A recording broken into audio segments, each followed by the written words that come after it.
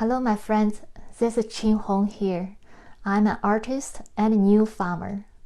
Today I want to share with you how I paint roses in loose and vibrant ways. There will be so much to learn today, but first I would like to ask you to just take a moment to relax and sit back or just stand comfortably, to take a moment to breathe naturally. And this helps us to come into the learning space with more calmness and clarity.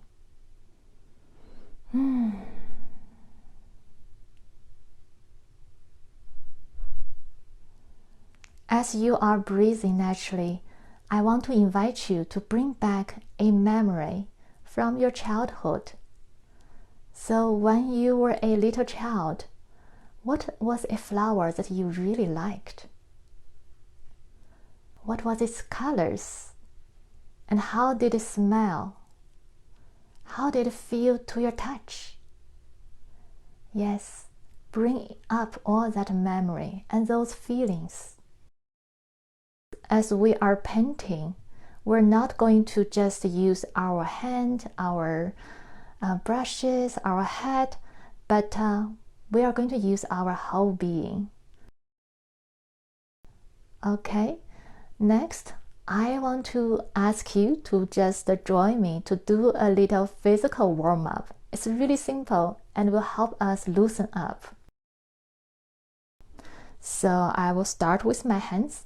Just gently shake it and circle it and come to my arms, my shoulders.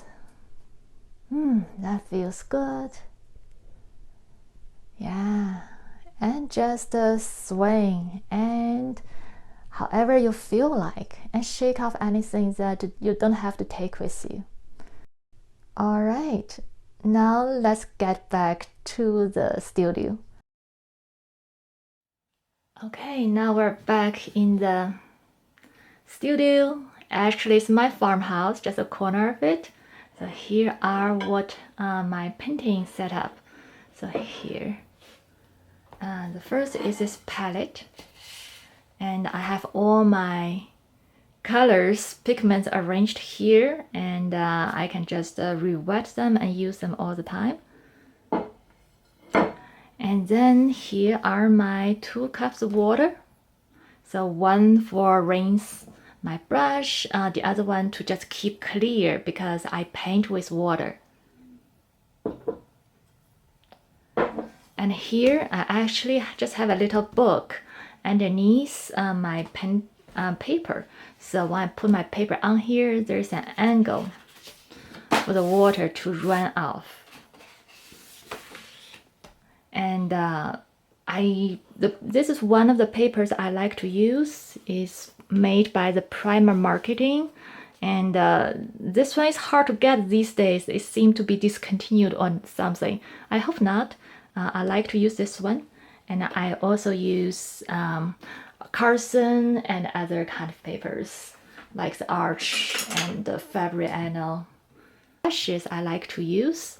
And this is a Chinese calligraphy brush, and then these are a size 10 and size 8 sable brush.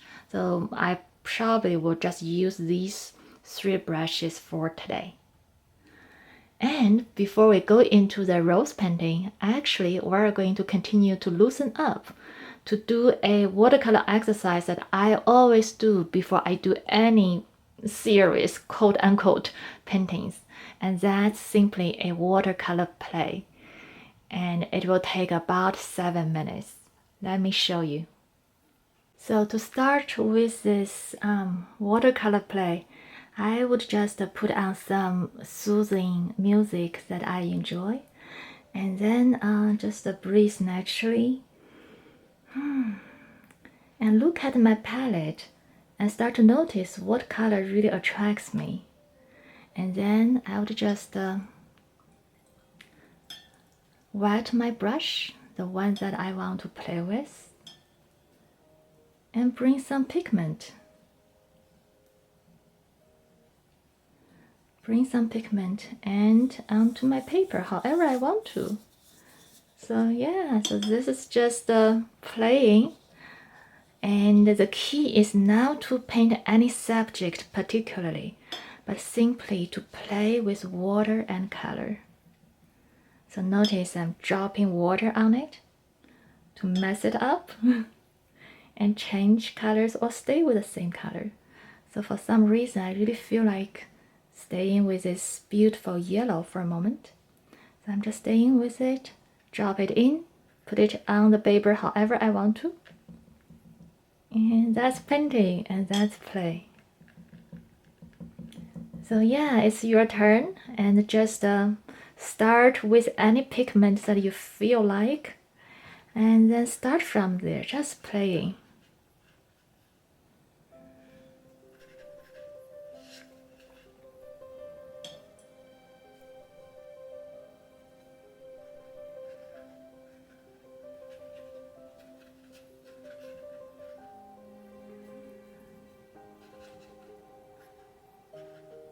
It doesn't have to be anything in particular at all. See what I'm doing? Nothing particular, right? But I'm playing. I'm bringing in the colors that makes me happy. Oops, they are droopy. So let me get my paper towel. That's another important tool to paint in the loose style. We're going to have a lot of water flowing. Okay, there you go. And I have many lovely and talented artist friends that has been painting with me for 2 or 3 years, and I just witnessed their amazing progress. And one of them told me that when they first came to the class, they didn't want to play, they just want to paint. But somehow they were patient with me, so they went ahead with the playing.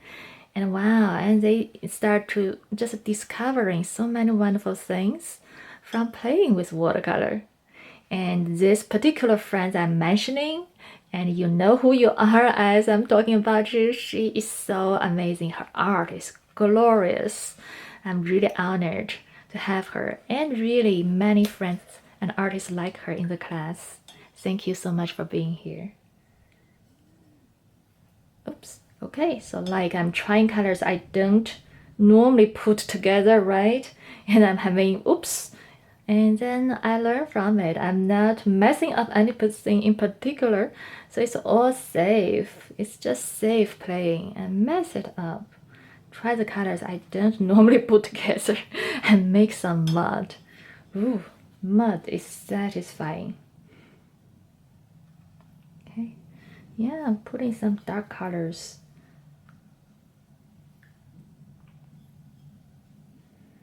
I know for me, I always seem to have the same kind of darkness combination with burnt amber and violet. It's beautiful, and I feel like maybe I want to venture out. Yeah, look at right now. I just tried this sailor blue with violet. Whoa, that's a gorgeous dark color. Yeah, okay. So yes, on your own, continue to play for about 7 minutes. Yeah, don't forget to splash, spatter some. That's another really important technique in loose painting. And just let it flow and see what happens. Again, you're playing and you are technique learning, but really just playing for now.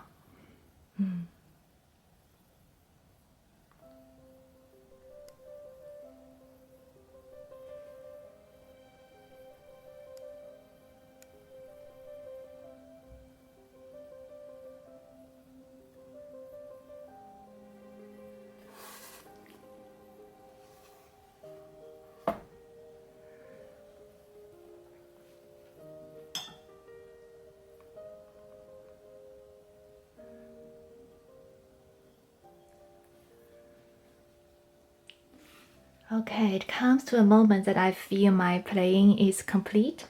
Then I'm just completing and be with my play for a moment and just notice. And notice how it makes me feel. And for me, I love all this beautiful flow and expansion. It just makes me feel opening up too. And one thing really important I want to say is that we tend to get all these beautiful tools and thinking we invest more in better brush, better paper, better pigment, and we can have better paintings. And that is true. But don't forget, there's just one most important instrument of your artistic creation, and that is you yourself. So just seeing everything we have done since the beginning of the class, we did our breathing and our visualization to bring back that beautiful childhood memory, to feel the beauty of the flower we love. And then we just warm up our body with our hands. And then we continue with all the flow and all the play. We're actually tuning up this wonderful being of ourselves, tuning up this instrument so we can play this gorgeous music, this music that we call watercolor. All right. So we can put this aside for now, let it dry and continue to do its magic. And now we can take a moment to start coming back and focus a little more into the rose painting. Okay, so now we are ready to move on to the rose painting. And for me to paint a rose in a loose and vital and vibrant way is actually painting the patterns, the underlying patterns of the rose, how the rose really grow and how we really perceive the rose. So now imagine that you are decorating your house. Yeah, let's imagine that for a moment. So you are decorating your house. So where are you going to put your favorite pictures? Actually, it's on your walls, right? So if without a wall, there's nowhere you can put your pictures. And the walls, the structures, the systems are where you can add onto it. And that's like painting. So for me, I paint all these underlying systems first, and then I will go in to add a little bit detail to decorate it. But without it, it's actually already there. So let's take a moment to look at what's in the rose, what's the underlying systems for the rose. And I have here a little reference photo. So basically, this is a rose that's just having this system so obvious for us to see. Not every rose look like that, but there is a certain common system or characteristics. So the first common characteristic is that the rose actually have a pentagon. See that? It has a pentagon shape, the 5 edges. And then what's inside another layer, it basically twist or switch this pentagon, shrink it, twist a little angle, and have another pentagon. And then it just twist and switch a little bit and have a closer, smaller pentagon, and twist and scale down a little bit. And in the middle of it, it more become a triangle. Yeah, so you may not have noticed this before. So if your first time, you may be like, oh, wow, never see that. I never saw that either before I started to paint roses. But then I was like really fascinated with rose, and I really want to understand why a rose looks like a rose in art. You know, there are some art that we see that, oh yeah, it's a rose, even though it doesn't have much information. And that's one thing I discovered, all this pentagon. So let me do a little sketch for you to see. And put this aside and grab a pencil. So for example, if we start with a big pentagon, like so. Okay? And then we just shrink it and twist it. Another one. Twist, shrink, and another one. And let's do one more. Okay. And you can almost see a little rose kind of thing that's happening. Alright, yeah, even more so, the more you do it. Okay. And certainly in the middle, it won't be like that perfect, more into a little triangle. And still there's a twist, a little triangle. Yeah, look at that. Doesn't it look like a rose? Yeah? So, okay, so that's the first system I engage with painting a rose. Is this pattern of pentagon. The switch, twisting, and yeah, what do you call it? And scaling down, yes. So that gives you a pattern, this appearance of roses. And of course, not every rose is so perfectly pentagon-like, but you will see more or less of that. And when you paint, if you just paint this system, people are going to see, oh, that's a rose. Isn't that nice? Okay, so that's the first system, or the characteristic of the rose that I discovered. And the second one is this. So let's bring up this rose one more time. And notice it has such an amazing thing with the petals that I discovered. So basically, look, for every 2 petals, there's some overlapping, right? They connect. And then there's always a 3rd petal that hugs, like cover up this gap in between. So like 1, 2, and 3rd. Yeah? And then let's see, like here, 1, 2, and a hug, a 3rd one. And then 1, 2, a hug. So I think that's just amazing thing with the rose. It really know how to take care of itself by covering up all the gaps and try to hold on to each other. Like this one, maybe there's a bigger gap, right? Not really connecting, but then there's the 3rd petal, really cover it. And that feels so, wow, secure and beautiful and yeah, healthy. So yes, that's the other thing I noticed, is that this hugging, 1, 2, and a hug, 1, 2, and a hug. And it feels like dancing, isn't it? There's a rhythm to it. So if we come back to this shape, you will also notice it already here. So 1, 2, a hug. Oh, 1, 2, a hug. Yeah, so maybe now you're, oh, this is easy for me. So I know how that feels. Take a moment and you can rewind this portion of the video and look at it again. And you will be able to see these patterns. Okay, so then there's a 3rd pattern that the rose has that just really helpful when we paint. So this system or this character is that for a rose, if you touch it, you will notice that the petals on the outer side are very soft, very soft. But when it goes into here in the center, if you touch it, it's actually very strong. Yeah, just find a true rose for yourself and touch it. And that's a character, very important. The center is strong and the outside is soft. So, and that really translates directly into the painting language.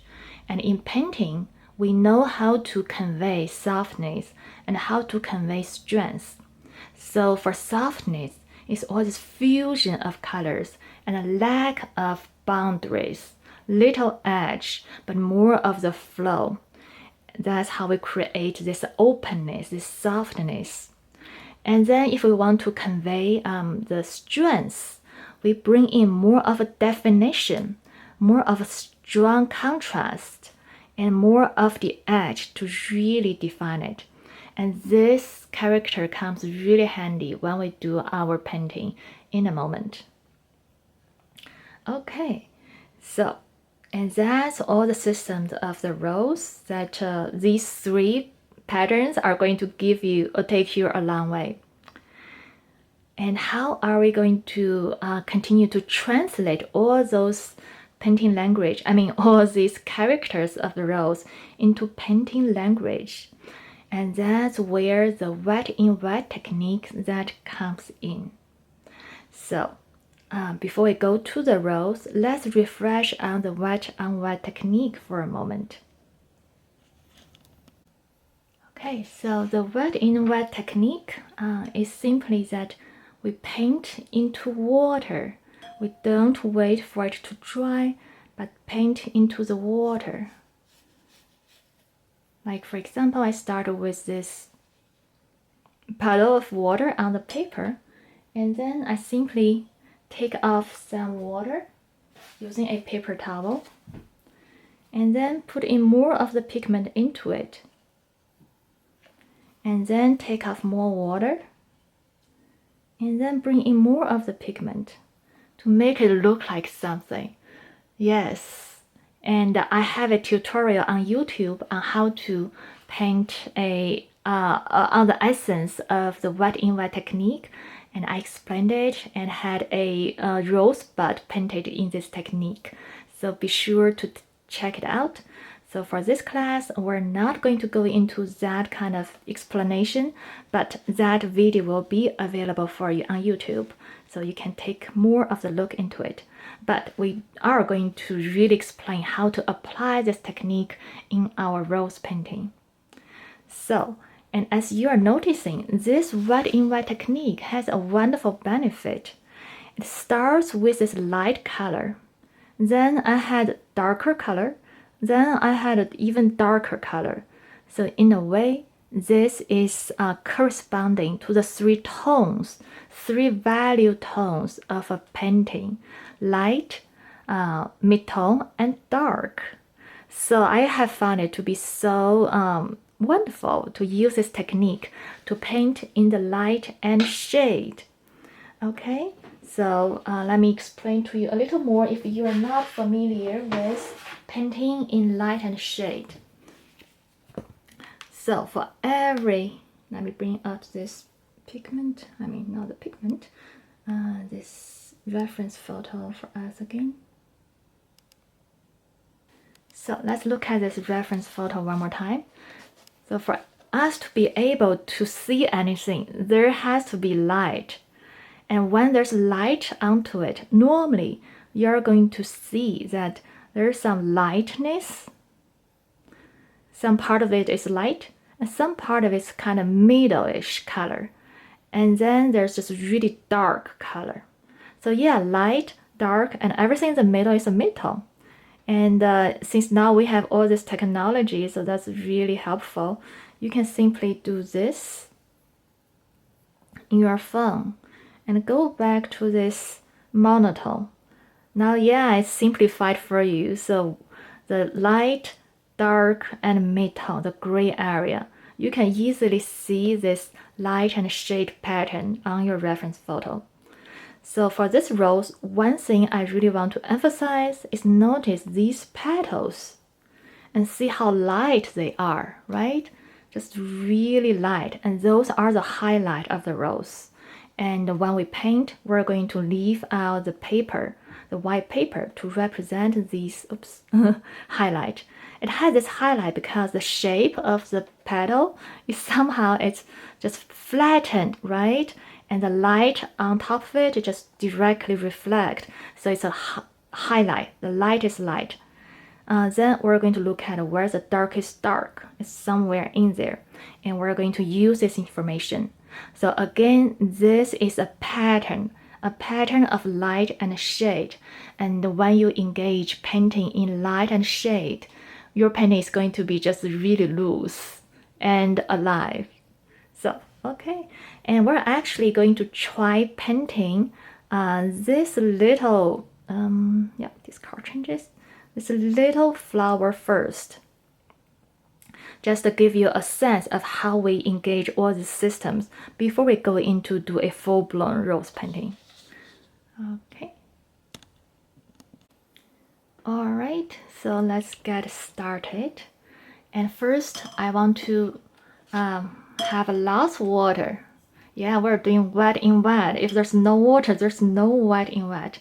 So I use my big brush and put it in the water and then make it into a tip. But there's still, if you can see, oops, see, there's water, like, yeah, you can tell there's still quite a bit water.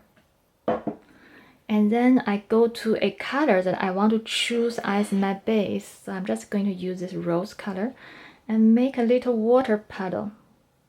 And see, this is where the puddle is becoming. And I'm losing hair. Oh, a little more. Yeah, okay. So notice that I'm not just dropping the tip of the brush into this puddle, but this whole head of this brush, and to get all this puddle of water into the brush. Okay, and now I'm starting to go with this shape of the rose. And remember, we talked about how it is a pentagon, then shrink into a triangle. You can go either way. This time I'm going to start with a little triangle and then expand into pentagon. So just sort of something, yeah, like that. And that's kind of a triangle. And then I'm laying down the brush and start to sort of making a pentagon shape. Okay, so notice what I did here. Notice that I started with just like a dancing. It's nothing serious, and we can strengthen it later with darkness to define. So just dance, and then leave out some whiteness, yeah, to be the highlight. And sometimes you can also lift out some highlight. So this particular paper doesn't work well with lifting, but if you have other papers, then that's a very good technique. Okay, so see, this is not really lifting, but I was able to soften some edge and leave out some white, and that's pretty good. Okay, so while it's still wet, and I'm going to take off some water simply by dabbing onto the paper towel. So now there's less water. And then I'm going to just use the tip of the brush and start to paint where I see that's not light. And start from the center. It's darker in the center, we talk about it, right? So it's safe to start in the center.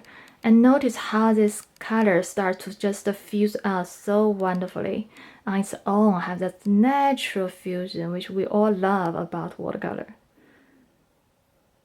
So, okay, and yeah, so basically that's like following that pattern, nothing particularly, but we seem to have a little flower that's becoming together. Okay, so I'm happy with that.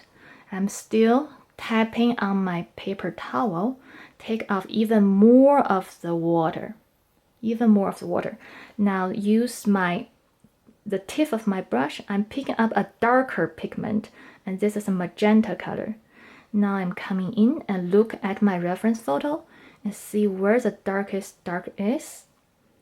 And still remembering that pattern of the triangle and the pentagon. And also engaging where I already kept out this lightness or the shade. Yeah, engaging that rather than creating everything over again. So it's not going to be exactly just like your reference photo, but it's okay. So you're having your own rose. Isn't that nice? Okay. And sometimes like I feel, okay, that's probably too much. And I can use water, clear brush, and use water to bring it out. And maybe that needs some definition. And remember, we'll talk about how soft it is, like at the edge. So I'm not putting in much dark color there, right? Yep, so that should give you a loose and simple rose shape, or the sense of the rose. Yeah, okay. And at this point, I can go on forever. I feel really tempted to make it perfect, but let me stop. I don't want to be perfect. But still, what I want to show you is how to add some foliage. So what I will do is use clear water and to make some leaf shape here and there, but not covering everywhere. Notice I'm going to leave some in between. I hope you can see this. There's some sheen. So yes, it's kind of here and there, but not everywhere. And then I'm going to pick up some of the green color. And the ones I'm going to use for today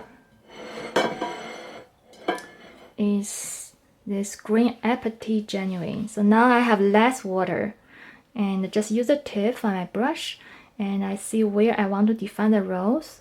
Come in and do a rose shape, yeah. And the other one, and do another rose, leaf shape, something like that. And see, you can see this rose is more defined. And I want to change to a colder green, so there's a variation. So there's not just one tone, there's never the same one thing in the nature. Okay. All right. Okay. Oops. So yes, this is a simple way for you to paint a rose, just adding a little bit foliage and give it a center and definition. Okay, all right. Okay, I'm going to stop here, and this one is just giving you an idea how I normally approach a rose painting. So let me recap. We started with a light color. Oh, now that's a good thing about having a video. You can rewind this on your own and recap. But for the benefit of this talking, I'm just going to rewind for you manually. So we started with a light color and start with a triangle, loose triangle, then fan out and more into a pentagon shape. That's light color. Then I took off more of the water and get a little darker color and drop in the colors where that's not light. It starts to have this natural fusion of colors. Then third step, I took off even more of the water and then just to pick up even darker pigment, pure pigment, and drop in where I see the darkest dark is, so that it has this focus in the center of the flower and have all this expansiveness of the petals outside. And then for the foliage, I use clear water. Again, water first to outline, but not complete enclosure, but just here and there. And use pigment to do some loose leaf shape. And then you will have a rose painting. Okay. So take a moment with what you just created, and then we are moving into a full-blown rose painting now. All right, let's get into the rose painting. So here are two rose painting I did. So this is the first one, and this is the second one where I had the process video taken. And this was the first one I did that I was in more of a pure learning mode. So there are some difference in this, and I will tell you as we get there. And this is the reference photo that I work with. As you can see, actually, there's quite a bit difference. So let me tell you what I did. So first, like with any painting, I want to first feel into this rose. And I felt that I was most attracted to its softness and to its colors. And sometimes I change colors of my reference, but for this one, I just want to really keep it. I love it. So for you, if you feel this is the right color for you, you like it, then go for it. But if you feel that's not, then do honor your feeling and just paint the color of the rose that you like, and that's the best. So for the colors, and what I used are actually azo yellow. Let me show you here. So the pigments I used most are azo yellow and the green gold as a base, and then I added the sap green, and as we darken into it. And for the foliage, I used more of the green apathy genuine and some of this hooker yellow, hooker's green and cascade green. And for the shadow color, I also, come here, used a little bit of ultramarine blue and some Prussian blue. So yeah, it's kind of basic palette. Okay. And we talked about the patterns, right? And that's really important for me to take a moment to look at the patterns first before I start it. And I'm noticing the most is again how the shapes are in the middle, and it's kind of like this interesting triangle shape and growing into a pentagon. Yeah, it's kind of follows that pattern. And the next thing I want to notice is the light and shade. I want to see where the darkest dark, and I'm seeing right here and some here. And that's actually, I want to be aware that know that we talked about if there's more of a definition in the side, that's actually going to take away the feelings of the softness. So I want to have that darkness but not too dark. Yeah, so that's kind of a subtle balance. And then certainly notice the highlight here of the petals and some in here, some over here. So it's a little bit random, so I can afford to be a little bit random, but just be sure to leave out some. And the next thing, actually I made a big change for my painting from this reference photo is where the edge comes. So see, I want a better definition of the edge of the rose so it stands out. So instead of getting all this white flower right here, yeah, I actually changed them into darker leaves. So that's just easier for my rose to come out better. And it's really up to you. If you feel like you want to capture these white flowers, little ones behind it, go for it. Just to see what happens. It's all awesome. Okay, so that's about it, and let's get started.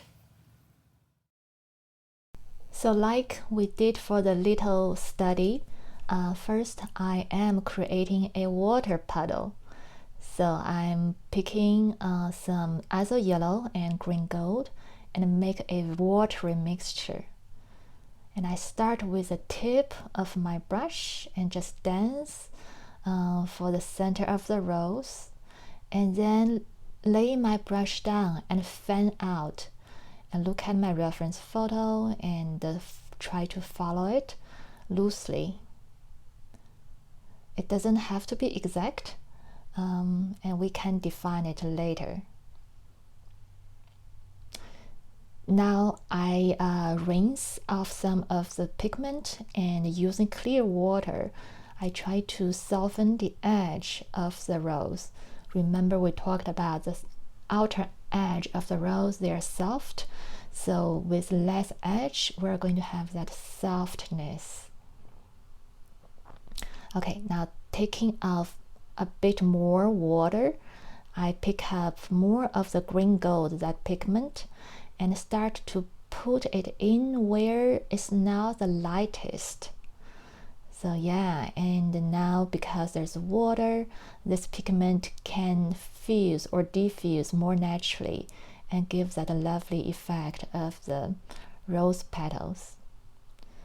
So now I am picking up even more pigment and darker, and starting from the center of the rose when I have most pigment on my brush. So I'm looking at where the dark, especially where the darkest dark, and start to put in there.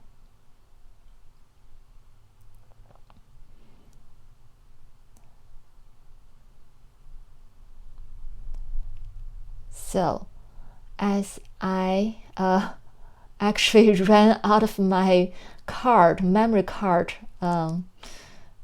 memory at this point, so I apologize. Some of that just a little bit of footage didn't come in, but you should still be able to see what I did. And basically I dropped in darker colors where I see the darkest dark, and there's really not a lot for this rose, so just a little bit goes a long way. And here I'm coming in for the foliage, and like I did in the study, I use clear water to paint around the flower and leave some white in between, as you can see. So you are going to have some edges, some lost edge, some found edge. And now I pick up more of the pigment, and that is Green Apatite Genuine. And starting with where I see it's really dark, that's at the bottom of the rose. So I can afford to put on darker and thicker pigment because it needs that value. And I think I just picked up some Cascade Green, so it's a cooler tone of the green, and it works really well with the Green Apatite Genuine, so to provide both the coldness and the warmth in greens. And that's really important. The greens is a color that we take for granted, and if you just use one pigment, normally you will find it doesn't look real, because in real world green is not just a green, it has so many different temperatures and even different colors. So yeah, so if you're new to painting leaves, really now start to observe the leaves, you will be fascinated by the variation, the diverse kind of green in tones, in temperatures you will find. So okay, so I'm varying my color again to a colder green.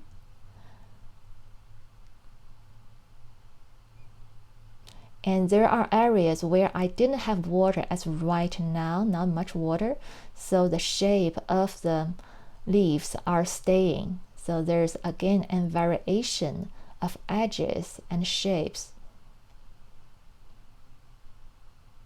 Now it's more like dry brush and with no water on the paper, so give that variation.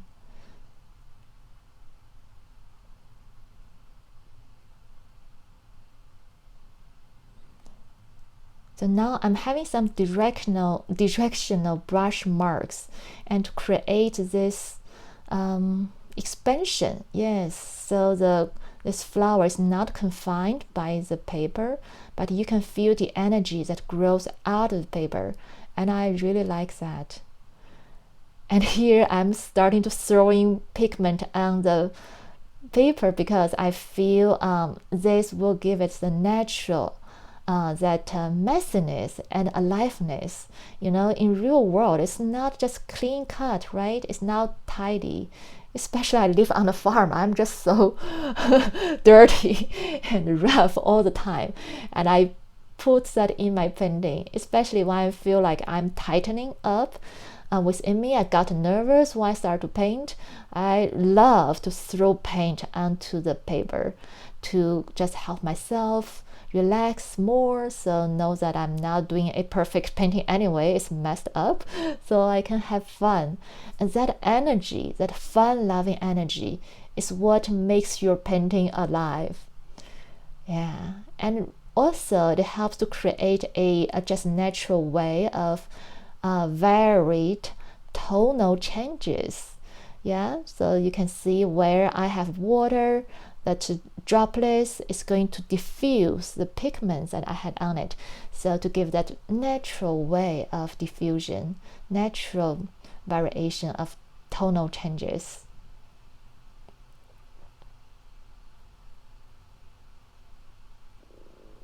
So now I'm taking a moment to really look to bring out the flowers more with some darkness. And I'm not putting darkness everywhere, but just be really cautious, since I love this soft fusion look, and I know that if I put in too much strong pigment, it's going to take away from it. So just the right amount to balance it.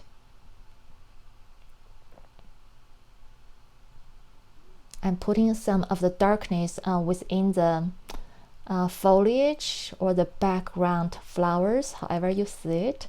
So it gives the illusion of this foliage or the structure, the systems of the flowers.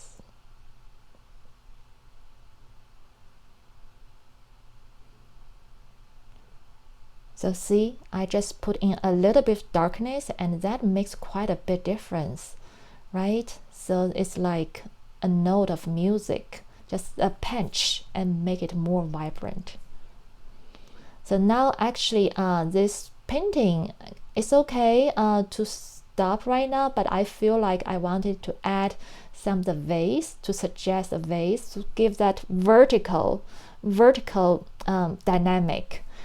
So right now it's kind of, without that, it would be more of diagonal dynamic with a vase like suggested right here.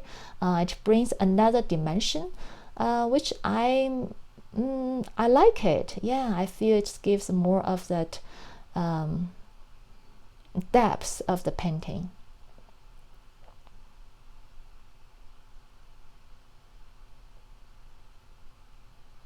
So now I'm actually start to pick up some of the pink, because I feel this painting gets really cold. You know, right now it basically have a lot of green and some yellow, so that feels cold. And we know there's a 3 primary colors, right? Yellow, blue, and pink. So I want to just bring in a little bit of the pink or the redness to warm it up, but retain the dominance of the yellow and blue. So I don't want them to be all like the same proportion. That will become a primary color painting. So right now I want a subtle complement of the pinkness. So yeah, I feel it's more having more of a balance. I feel better. There's some warmth in this painting now.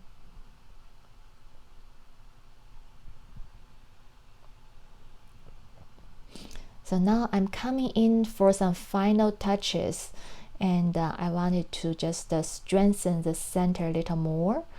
So when viewers look at this painting, that's where their eye will go to first to get this clear story. Sometimes we like a story to be vague, and that's fine. It really depends. So for this one, I want the story that I'm telling about the rose to be a little clear. So I'm using some darkness again to create more of the contrast on where I want the eyes to focus, where I want energy to focus. So notice I'm just using the tip of the brush and lightly touch the paper. So yeah, even though I have a lot of pigment, the pigment is strong, but the touch of the brush is light. And that's really important in watercolor painting, I feel, so that yeah, it's a gentle art.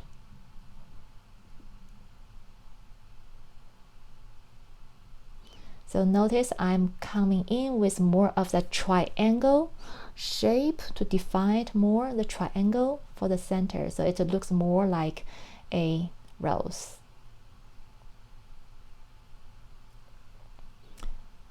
This is a very, very subtle area that It's a delicate dynamic to have it strong but soft. So I'm using my fingers a lot to smudge some of the edge so that it doesn't look cut and paste, so that it can becoming integrated into this whole flower.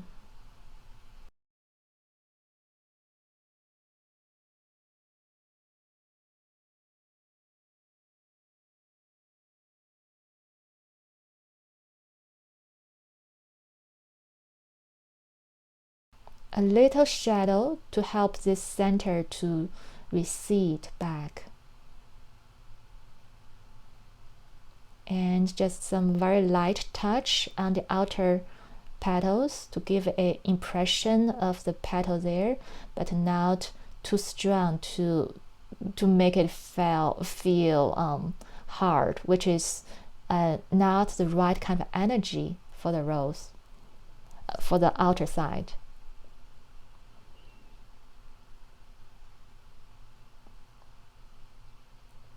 Okay, I feel I'm completing, so I'm just doing a little bit spatter to add more of that interest and a visual balance.